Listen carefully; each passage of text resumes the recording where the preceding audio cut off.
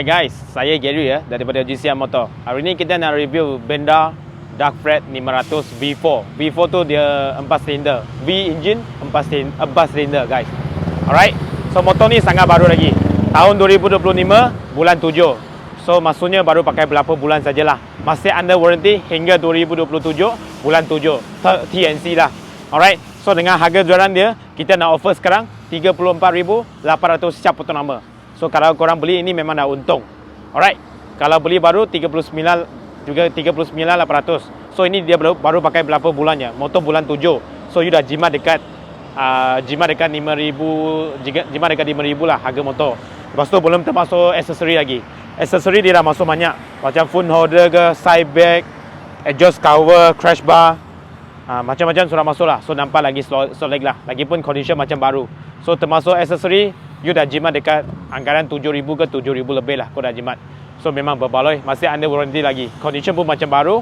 So 34,800 siap potong nama cash. Kalau loan credit, deposit kosong, bulanan 600 lebih selama 7 tahun. Alright.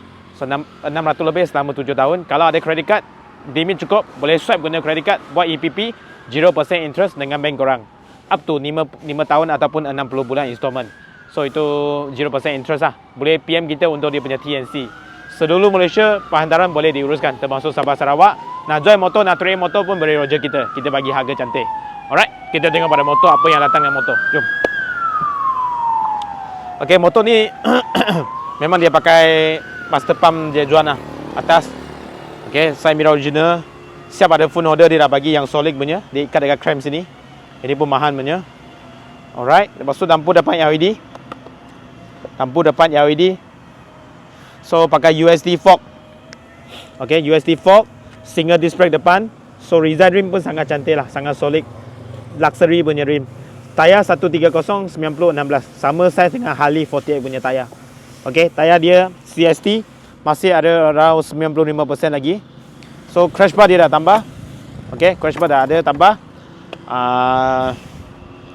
Engine dia V4 Engine dia V4, maksudnya 2 silinder, 4 silinder V4. Alright. Double exhaust cover dia dah pasang.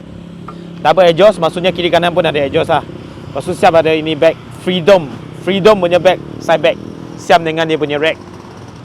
Okay, siap dengan dia punya rack. Okay, tengok tayar, tengok brake dengan ini.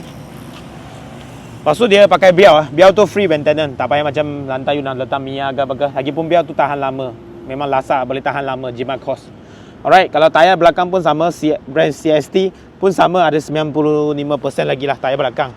Alright, CST punya tayar. So tayar belakang 150 80/16. So kita tengok monoshock, exober belakang pakai air sub ya. Pakai air suspension. Dia boleh naik turun. Nanti kita payung. So kamera pergi sebelah, kita tengok meter. Alright guys, korang tengok ni. Jap, dekat sikit. Yang ini cruise control Ini cruise control dia. Cruise control dah ada. Atas tu lampu lah, lampu punya switch. Ini untuk adjust ketinggian. You nak adjust rendah, okey, you tekan. Okey, dia bagi naik. Ini bagi jack naik. Tengok belakang. Okey, dia tinggi sikit. Alright, kalau mau rendah, tekan lagi. Okey, dia jadi rendah. Right, dia akan jadi rendah. Tengok belakang. Dia dah jadi rendah sikit.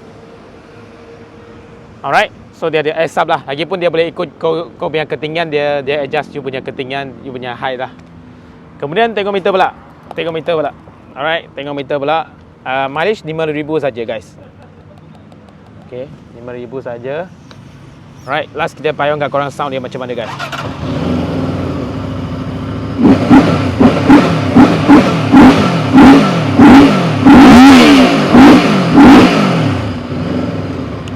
Alright, kalau korang minat motor ni boleh PM kita. Benda Dark Fred 500 V4 engine 4 silinder guys.